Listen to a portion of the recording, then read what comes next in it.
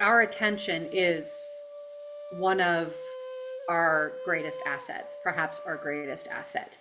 Putting our attention into peace as opposed to trying to fight war with war. The intention needs to be clear. So the more that we practice, the clearer that becomes.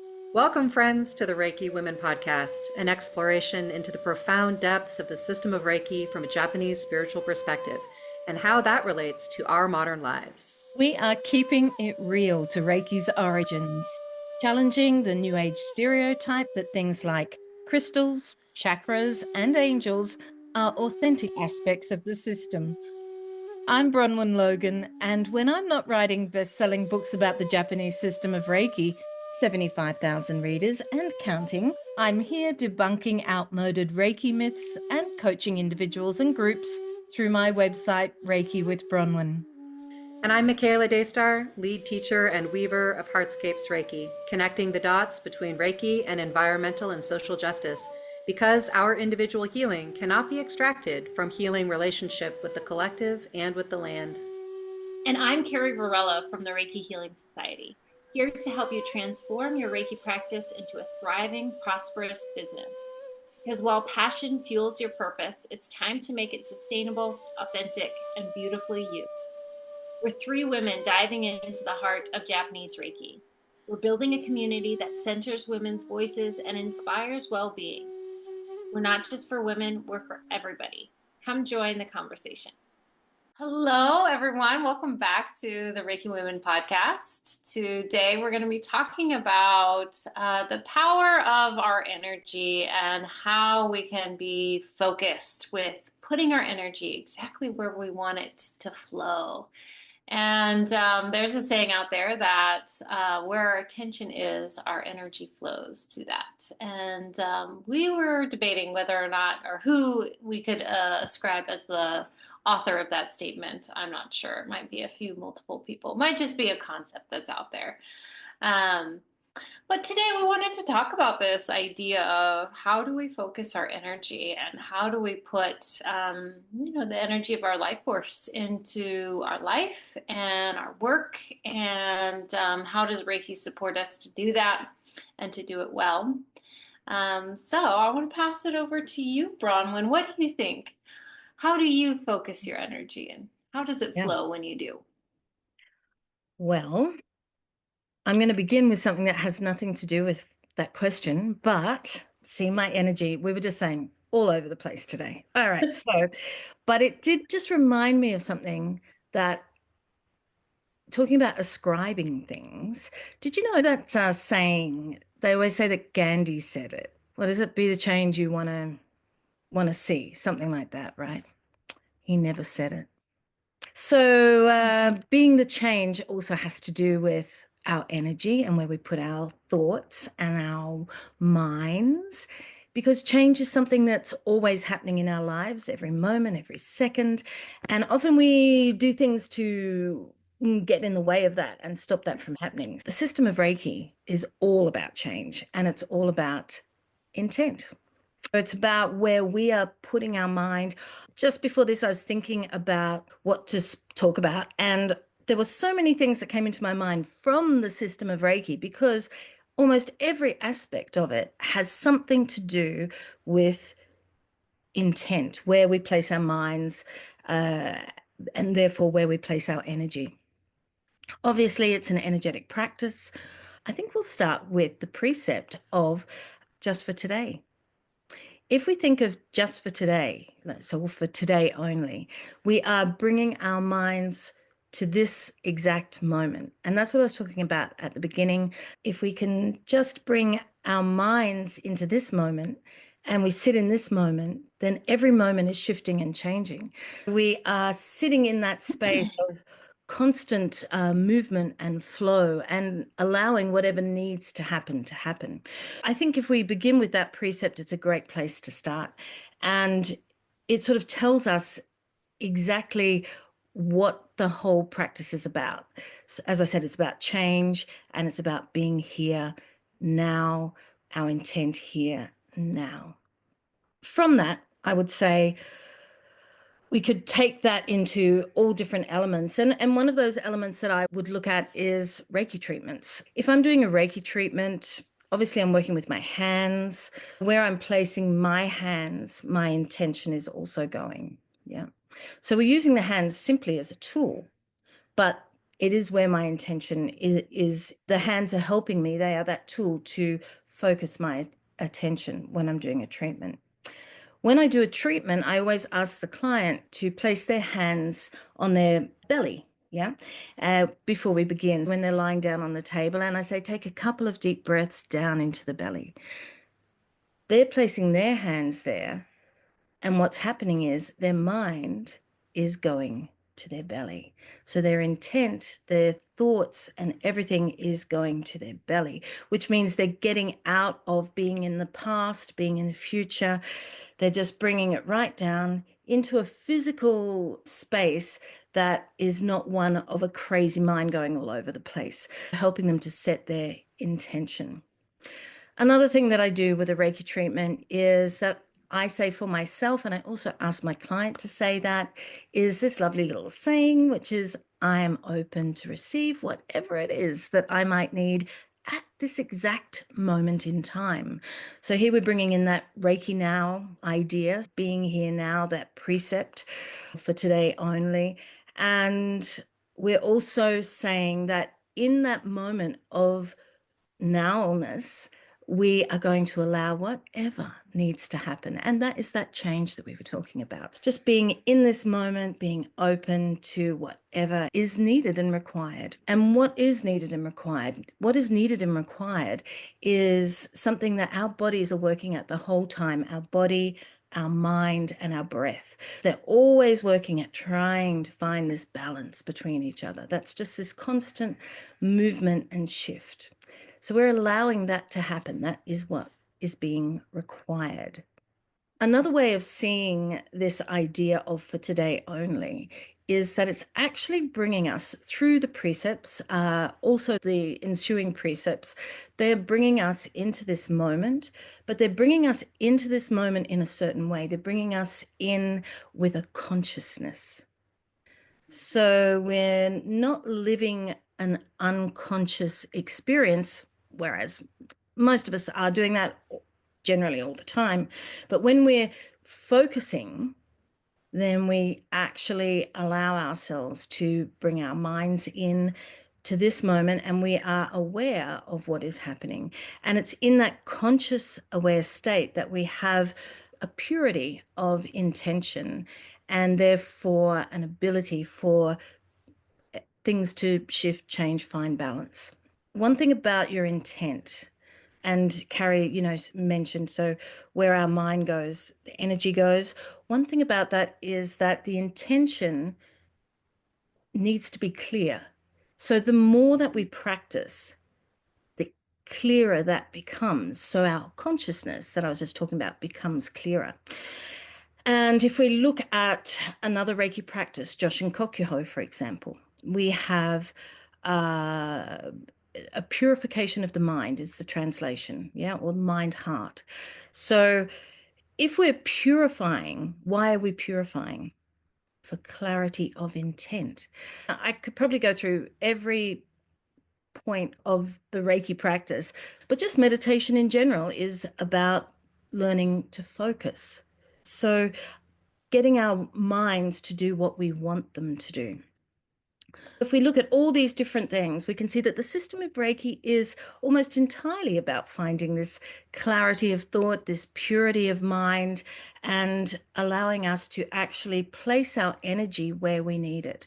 For example, right now, the three of us are placing our energy into this podcast, and we're not placing it somewhere else. And one other thing that I want to mention before I move on, with all the political things that are happening at the moment, and do catch our political podcast that we had where we talked about all of that, and where these thoughts have emerged from to do a podcast on this subject, where we place our minds politically as well. I'm looking at that, and we were laughing about saying things like, oh, he who should not be named in Harry Potter, the Voldemort sort of character.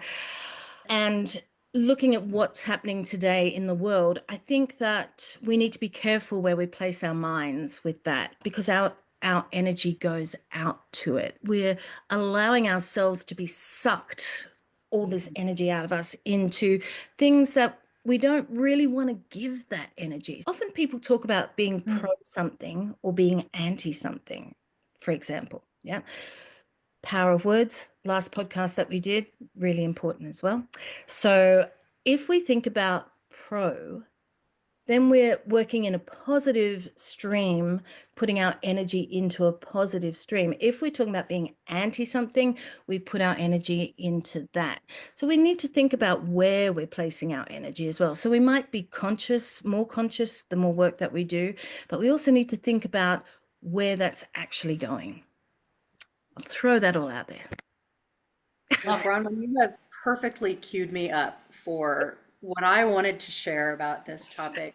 I love that you started with the "Be the change you want to see in the world" quote, which, yes, hilariously is misascribed. There's lots of different, you can't even get a consensus on if it wasn't Gandhi, where did it come from, whatever. It is a phrase that exists in the world. And I have, since my early 20s, felt very inspired and guided by that phrase. I first encountered it in a book, actually, that was written by a college student who, was really presenting this idea of being the change you want to see in the world as far as how it guides student activism. And I was, I can't remember if I was in college at that point or not, but I was in my early 20s and kind of in the world of political activism at that time. And my attention, where I was focusing my attention, was everywhere, because at that time, this was in the post 9/11 atmosphere during the Iraq War, and I got very politicized in that time. I'd always been social justice minded and, kind of in progressive movements to varying degrees. But at that point, I really dedicated myself to anti-war activism, environmentalism, anti-racism work, a lot of antis, as you were just pointing out. It was, this conversation around, like, how do we frame these issues? Like, do we frame it in the negative or the positive? We hadn't had that conversation yet. And, there was this franticness to it that firstly mirrored my own brain chemistry. I'm very ADHD minded. And so my tendency is to be very scattered in where I place my attention. It is no wonder I'm so dedicated to Reiki, because I needed something. I didn't know it until, the last 10 years, but I needed something to anchor my attention and my energy. And then in that time, there was such a sense of urgency, such a sense of, everything is falling apart and there's so many things that need to get fixed, and it's up to the activists to do it. And my little 20-something-year-old baby self was like, I can do it. I can fix it. My little efforts are going to matter. And yet I was casting those efforts all over the place. And I took the "Be the change, invitation quite seriously, but I didn't it wasn't grounded in the realities of the world as I understand them now as a more mature person. It was grounded in this overinflated sense of my own capacity, and in a total lack of understanding about what my actual sphere of influence was. Like, where could I actually make a difference and be a change?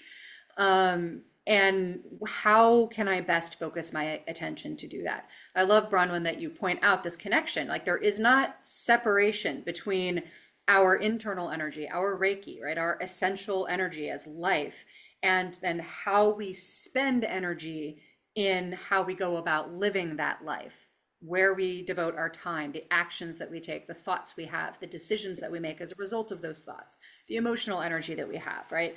The doing aspect of life in a body in the world and the being aspect of our internal energy are intimately connected. And so I had a very scattered internal energy. I didn't have practices to ground that internal energy. I didn't know that I needed to do that. I didn't know that was a thing I should be doing. And I felt this incredible urgency with how I spent my time and how I spent my energy as far as all of the things that I wanted to see different in the world. And that was a recipe for, first of all, ineffective action. I was not a very effective activist. Shocking. And of course, eventual burnout. Burned out, disengaged from all the things that I cared about. And thankfully, I did find something to focus my energy, and that was gardening. Oh, And, you know, when I flamed out of like political activism and anti-war activism and all of these like global size things, which my sphere of influence didn't touch, and I focused on my kids' school needs a garden. I can do that. I can make that happen. You know, that became my first practice in how do I focus my attention and my intention for actual impact, to actually be the change that I want to see in the world. You know, environmentalism, big, right? Access to healthy food that's grown in a non-toxic way, that I can impact. So that was my first lesson in this, you know, conversation, even though I didn't really know it at the time.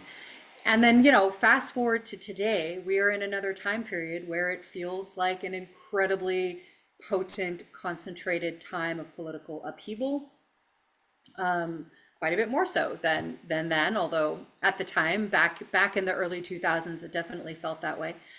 And I am so grateful to be approaching and entering this time from a completely different mindset, from the mindset of Reiki, from the mindset and the lived experience over the last 10 years of learning how to ground my energy and focus my attention, how to call together all of these different parts of myself that might want to be going in all these different directions, get my body, my energy, my voice, my feelings, my mind, my, you know, thoughts, as much as I can in a given moment, which again, I'm still very ADHD minded. So this is just a lifelong process, but you know, as much as I can in a given moment to bring those things together and feel into what is the change I can be in this moment.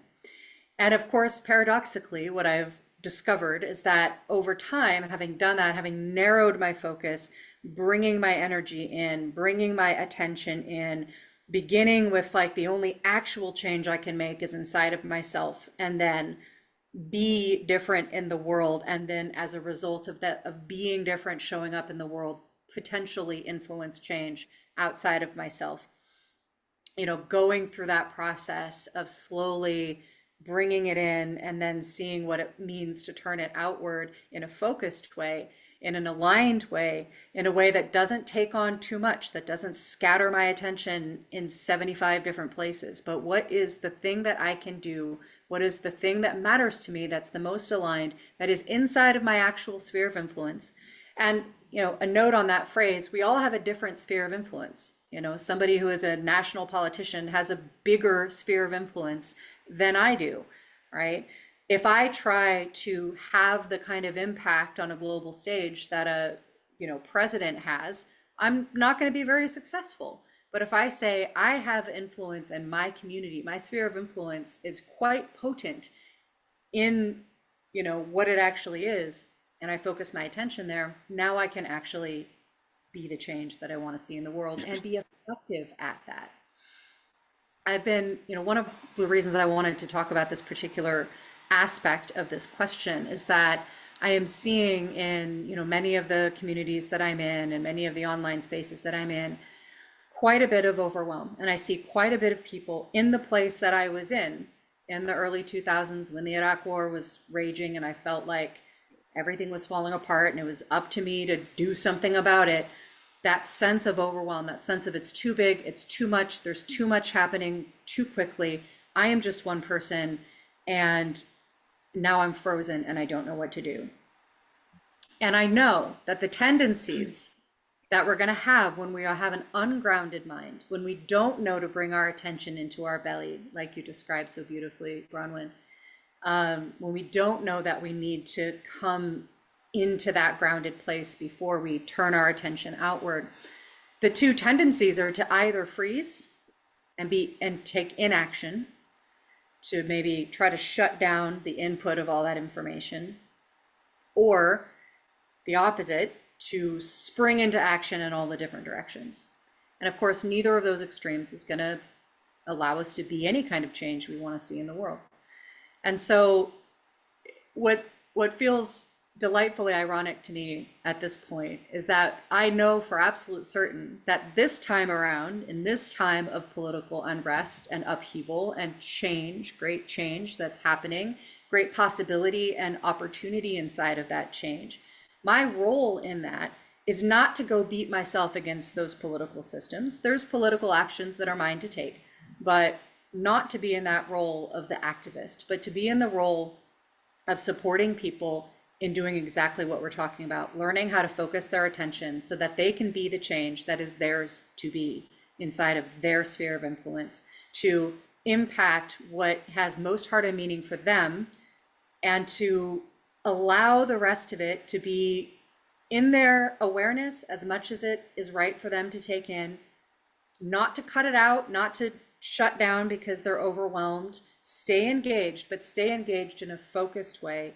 in a way that allows them to feel nourished from the inside out and allows them to take their internal energy and put it into external energy in ways that actually matter and that feel aligned to them, that feel is within their capacity, and that will actually make change inside of what matters to them. And it feels incredible to be so clear about what my role actually is, what my sphere of influence actually is, and what it's not. And to be in a process of assessment, because these things can change. So I've appreciated this opportunity to kind of reflect on these kind of bookends of time when I feel very similar in a lot of ways. And I'm just sitting, just for today, I am compassionate for that, 22-year-old me who was so afraid and so angry and so determined to change the world and had no freaking idea how to actually do that and flailed for years.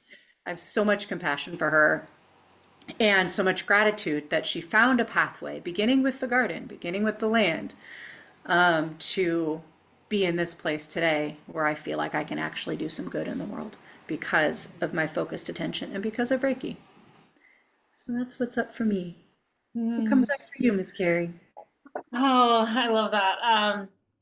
Well, it's very odd. My brain is odd. Consciousness is odd. But this morning I woke up and I really literally, that quote came to me and a picture, an image of Gandhi in my mind when I woke up this morning. So some consciousness knew we would have had circled in on this discussion. But I'm devastated to find out that that quote is not Gandhi. But also interestingly on that note is like all these quotes from the Buddha, right? Yeah. So many of them are not attributed to the Buddha, and like nobody knows why they say they're from the Buddha, but it's just a nightmare. So always good before you send out a meme, heartfelt meme talking about things is do a little research. Make sure that that meme is appropriately ascribing the author of that quote. And, I'll have to think about that with Gandhi for sure. Well, I think it's funny that Michaela and I love that you had that experience in college, and that was my experience too. I was in this 2-year community leadership development program, and I mean, I took all these classes on nonviolent social movements, and I was just a baby activist in training, and also felt so much inspiration to change the world for the better. And it was really the first movements, I think, of me, discovering myself and discovering what really motivated me and inspired me. And and this is coming full circle with this a little bit in my elder years now, here in my 40s, but looking back on all of that, some of the things I learned along the way is that you really can't change anything. And this was a Reiki realization at some point in my journey. But you can't change anything until you really understand why it is the way it is. And so I think having that knowledge at some point in my life helped me shift away from constantly looking at problems and recognizing like the power of shifting into solution. So like, oh, I see this problem, and yet I want to put my energy into a solution. That's why I think sometimes activism can be challenging, right? Because it's so much about confronting the problem. Whereas, I think, potentially we can be more effective when we are actively working and putting our energy towards a solution. But anyways, I just want to also say how there is such a power of activism. And I'm thinking back to like these Kent State students who did a big protest at the time of the Vietnam War, and they went around and put flowers right in the guns of all of these police and military presence that were there in their anti-war activism. And yeah, there you go, right? I mean, that's putting our attention into peace as opposed to trying to fight war with war. So, I think we have to always give ourselves at least some credit for trying, right? Like you try to resist, or we try to give light and awareness to a way of being that goes contrary to what we think is right and what how the world should be. So I think we should never let that spirit inside of us die. That's just something you got to keep that flame going, right? Because as long as we're alive, we can do at least something, about it, even the small acts of courage and a desire to make the world a better place. I think that those things make a difference, and they make a cumulative difference. They can make a microcosmic difference in our own inner reality and then our own inner sphere, and extending that out. And in fact, Michaela and I had a good discussion about this on one of our prior podcasts. I think it was one where you weren't there, Bronwen, for some reason, but I forget what it is called, but it was like, our sphere of influence or something like that. So check that one out if you want to talk more, hear a more in-depth discussion about that. But back to where our energy goes. I also have ADD, so I can definitely relate to the feeling of just my mind moving a million different threads a minute. I'm a really creative person. I always have ideas. I could give you ideas for days. But the actual focus and energy to get something done, that is something I have had to learn. I have absolutely had to learn. And I learned a lot of that from Bronwen. Bronwen, you've got that. Oh, you're so good at that. I'm so good at that. And I think about the focus you put into building this podcast. You just went with the idea and you were just like, boom, I'm making it. It's happening. It's going.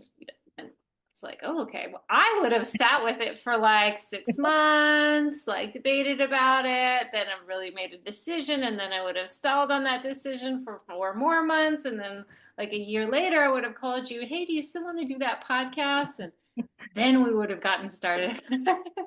I'm grateful that you were just more to the point and didn't lose all that energy, right? And I guess that's one of the things that I'm learning now too, is that we can lose a lot of energy and resistance.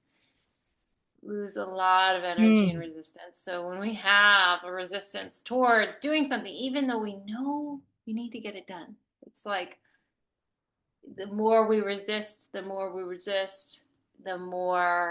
challenging it can be. And so I think that for me lately, I've been really realizing that focus can require mental and emotional healing. Because more than likely, if there is resistance, there is some emotional something there, mental something there that stands in the way of getting to that desired goal or that desired outcome. And so, being mindful about what that is. What is that emotion that's standing in the way? Louise Hay, she says, that procrastination comes from not feeling worthy. And so we put it off, but really at the core of that is we're saying, I'm not sure if I'm ready for this thing that I want. And so that's actually a really painful dynamic, I think, a painful dynamic. So, yeah, if you look at emotion, Louise Hay, she has like a list of different emotional correspondences with body types and, different maybe energetic feelings and emotions. I think it's brilliant. Some of that is really, really helpful. So back to putting your energy towards your desired outcomes. And I have another thought that came to me in this conversation was working with a mentor that Michaela and I have. Her name is Micah, and she created this women's business development program called Wink. And she's brilliant. I just love listening to her talk, and she always has so much insight to share about women and business and entrepreneurship. And she's worked with, hundreds of women entrepreneurs, and she says like the number one skill that she sees with people who are in a business for themselves, so solo practitioner. She says the number one business skill that you have to develop is focus. And I think that's so true, because in a world where, if you're working for yourself, you can create anything, you can do anything you want, but how do you get that project to the finish line? And that for me is this massive challenge. And so anymore for me in my Reiki business and in my life is like this trying to cultivate this intense focus actually around, getting the things done, because I'm just really bad about, I'll get like 75% through a project, and then my ADD brain is like, I am done with this right now. Girl, I call that my 80% rule. I get about 80%, and then I'm like, well, that, I guess I'm done with that. Well, Yeah, I mean, right. 80% done with that. That's hilarious. Oh. I've never heard anyone else say it that way before. It's the worst. Well, so yeah, so that's where I gotta work on that focus. And I don't know, something about my spiritual process is really like that extra 20% you have to do at the very end to get something done, to really put something out there and finish it. And I don't know, for me that's like one of the things that really shows up when I'm resisting something or feeling overwhelmed about something. But what's so incredible when you do it and you're like, holy cow, I just did that. It feels so good. So good. So good. So, and to create, I think one thing that I've been really loving lately too is that I don't have to build it up overnight, and I do it in cycles. Like I do things in cycles. Like for example, I have this 21-day, Shodan practice journey that I've been creating for my client and my students who come through the Reiki Level 1 course and beyond. And I couldn't create 21 meditations for the life of me. I mean, I can't do that. It's really hard for me, but I could create 3. And then the next time I taught a class, I could create 3 more. And the next time I created a class, I could create 3 more. So I've just been doing things in increments too that seem more manageable for me, and it's been actually really rewarding to see that grow and expand. So maybe before we continue on, I'd love to hear more of your brilliant thoughts, Bronwen, but why don't you share with us a little bit more about what you got cooking in your Reiki kitchen? What's going on? What I got cooking? Well, I actually want to see Michaela do. Look, Michaela, do you do like a dance that goes with your gardening overalls, or something like that? Do I do a dance specifically? I feel like those overalls have a dance my attached garden to them. overall. I can't say that I have, but I'll have to work on that. Thank you. Yes, for those of you watching on YouTube, I am in my gardening overalls right now. Oh dear. Yeah. So what have I got? Well, I've got a workshop coming up. I did mention it last time, but I'll keep at it because it's on in about 2 weeks' time. It's a 90-minute web class, and it's all about how we use our hands, which is interesting because it's sort of what we're talking about today as well. Very much about our intention. And just as a little example, oh, I just did it. So this thing of when we use our hands like this, when we put our hands up like this, that it's a very famous mudra in Japan, so a very famous hand gesture in Japan. And what it means is it means to be fearless. So when we're doing that, we're being fearless. It's amazing, those sort of things, I think, because we just naturally do that. Of course, hand mudras, hand gestures, which have a spiritual significance and often considered to have almost like a magical power, come out of the everyday. So out of very normal things that we would do and have done for centuries, thousands of years. And so out of the experience of being human, we have these hand gestures. And I think that's really beautiful. And that's what my workshop is about, and how we use them in the system of Reiki. So I'd love to see all of you there. Michaela, your turn. What have you got coming up? Yeah, I'm excited about that workshop. I've been looking at it. I will also reiterate the last couple of things because they are on the horizon. So I'd love to emphasize two. So one is my class on embodied joy. This is a 10-week beautiful journey through the Book of Joy, and that looks at the 8 pillars of joy, the 8 aspects of ourselves that we can cultivate, that we can focus our attention on and focus our practice on to help us access the deep well of joy that is part of our original energy, that is part of our Reiki, that's part of how we experience Reiki. And you will recognize many of them from the system of Reiki. They are very integrated, of course. And then on the other side, the 8 obstacles of joy, the 8 forms of human experience emotionally, mentally, in terms of our experience that can cover over the great bright light of our joy, that internal well, that bubbling cauldron of joy that is in our hara, that's in our center, that's part of our true self and our original energy. It never goes away, it never disappears, but we cover it over with distractions and with these obstacles.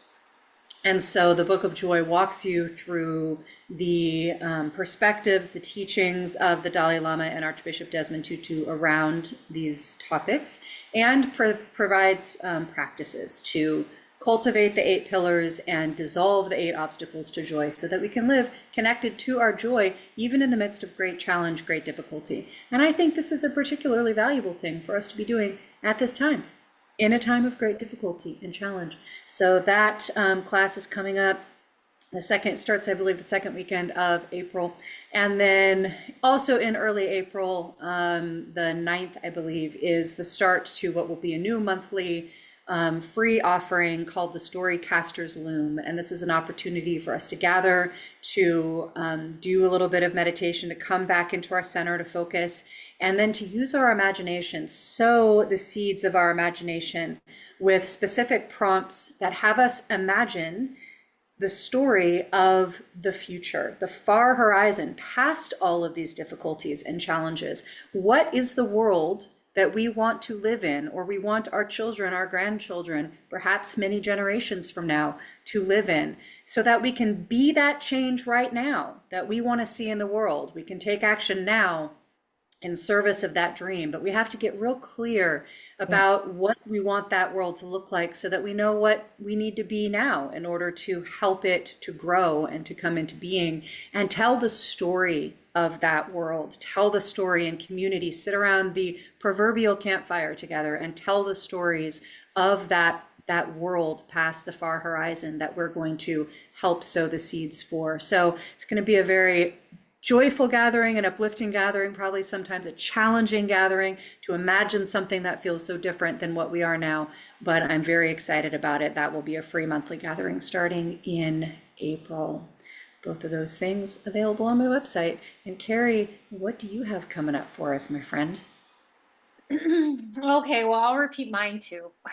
Just because it's happening next week. But, even if you're listening to this after the fact, this workshop is going to be available as a pre-recorded course, so you can dive into it. But I have a workshop on decolonize your Reiki practice, and it's a great example of ways in which that we'll look at a problem, I think a really important problem in the Reiki community and in the world of Reiki, and I'll offer some suggestions for how we can make it better.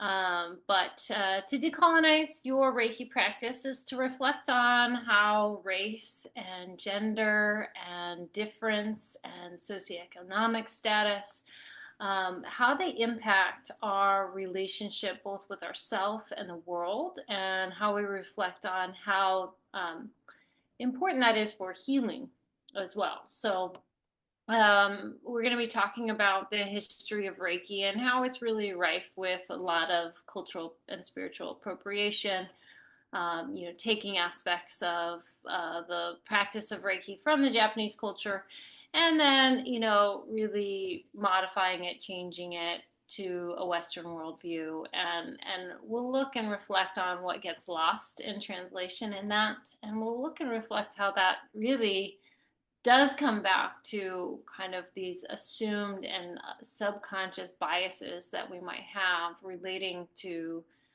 race in our world, and how that when we rework that for ourselves, or create some critical consciousness around that, it really widens the scope of our practice, and we can really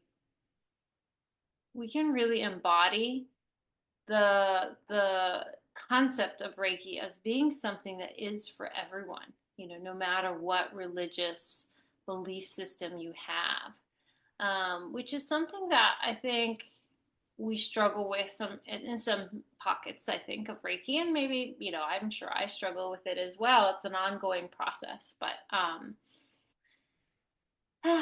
well, I'll just stop there. But I'm excited to dive all into decolonizing your Reiki practice. It's going to be a live event. It's a 2-hour workshop, but then there's also going to be, the recording will be available so that you can dive into that workshop and reflect on some of the things we'll talk about in your Reiki practice. So I'll make sure to leave a link to that in the show notes.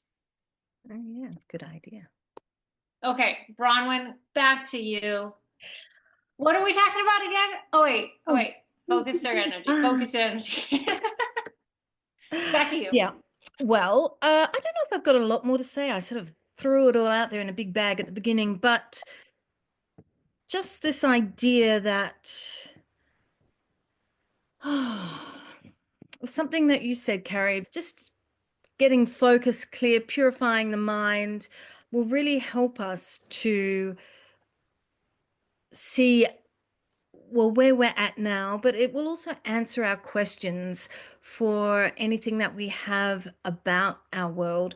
I think maybe you were talking about being an activist and how to bring that into a positive light, if you like how to work from a nurturing way for ourselves rather than giving ourselves away completely and being burnt out and distraught. So how do we do that for ourselves inside of us and keep this all strong and healthy and powerful?